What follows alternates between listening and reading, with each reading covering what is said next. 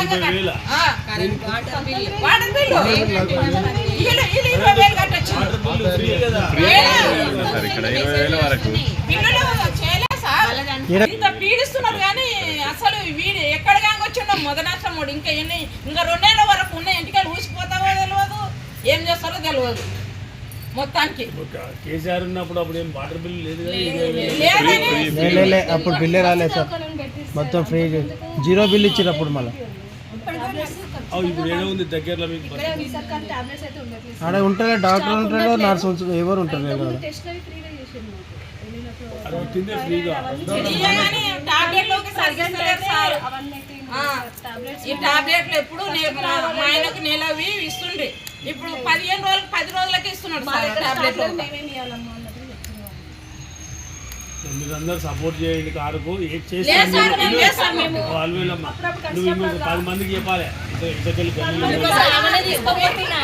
10 మందికి సార్ అందరు నేను కొట్లాడినట్లే మాట్లాడినా సార్. నేను 2 సంవత్సరాలకి క్యాష్ అమౌంట్ పెట్టి మళ్ళీ క్యాష్ చేసినట్టే చెప్తున్నాం. నరకం పెడుతున్నాడు మమ్మల్ని 2 సంవత్సరాలకి.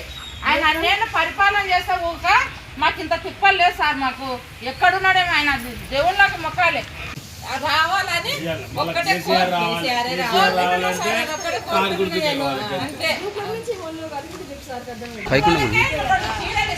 10,000 ఇస్తాడు. మరి గ్రూప్లో ఓటేస్తేనే వచ్చింది ఆయన.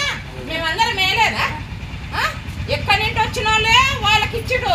తెలంగాణ బిడ్డలకు మాత్రం ఏం చిప్ప ఇచ్చిండు. ఇక్కడ ఓట్లు ఆయనకైతే అదే అమ్మ చిప్ప చేతిలో పెట్టిండు. తెలంగాణ బిడ్డలకు చిప్ప చేతిలో పెట్టిండు. ఎక్కడి నుంచి వచ్చిన వాళ్ళకు పట్టు చీరలు ఇచ్చిండు. పట్టు చీరలు ఇచ్చిండు. ఏది గుర్తుకొని సావని కదా. ఎవరు పోతాడు? ఆ ఫ్రీ బస్ లో రోజు తిరుగుతాం మేము. ఎన్నడో ఒక రోజు పోతాంటే ఒక్క కాలు మీద నిలబడాలి. ఇల్లు కూడా లేవు. అదే పిల్లల ఫీజులు తగ్గియండి.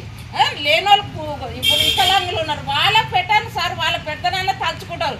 కానీ ఉన్నోడు పోయి ఉన్నానుకో తెలియదు, లేనోడు పోయి ఉన్నానుకో తెలియదు. ఇంకా మిగతా వాళ్ళ పరిస్థితి ఉంది సార్. ఇక్కడ ఫ్రీ బస్ పెడితే ఇప్పుడు ఊరుకోవాలంటే భయం అవుతున్నారు. చుట్టాలని చూడడానికి పోవాలంటే ఆ కండక్టర్ ఒక డ్రైవర్ తిరుగుతారు సార్. ఇక్కడ ఆపాలంటే మూత్రాన్ని కాపాడే ఎవరమ్మా వేరే బస్ ఎక్కిరా. వాళ్ళకు ఒక డిమాండ్ అయిపోయింది సార్ ఈ రేవంత్ రెడ్డిని చూసి.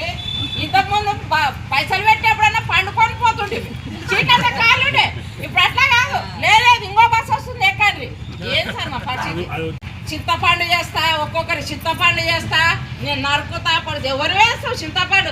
మేము వేస్తే బుద్ధి లేక వేసిండ్రు. ఒక అవకాశం ఇస్తామని వేసిండ్రు. వేసినందుకు చింతపండు చేస్తా అంటున్నాడు.